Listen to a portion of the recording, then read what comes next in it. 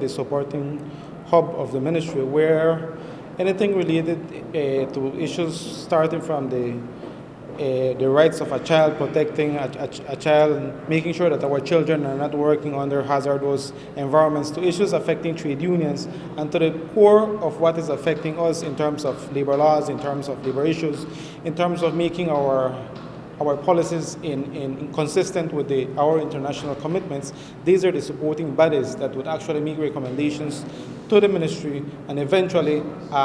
leading it into cabinet and if necessary, going into the House for the necessary amendments in terms of making our laws as much as possible plausible and as much as possible reflecting the real-time environments we have today.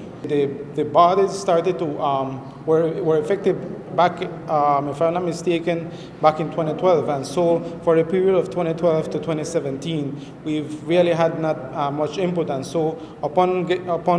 getting the responsibility of labor, we decided to make sure that the bodies are up and functional so that the actual work of the ministry becomes more productive and becomes more efficient for the needs that we have in country. There are a number of issues ranging from the mere fact, if we take let's take for instance the topic of child labor. We have the issue of the Belize Sugarcane Farmers Association, and they're in compliance as it pertains to having a child working in the cane fields. And so while it might seem as a cultural practice, our international commitments are one which we have to honor. And so finding that thin lining of balance between our cultural practices and our international obligations is one that we have to deal with the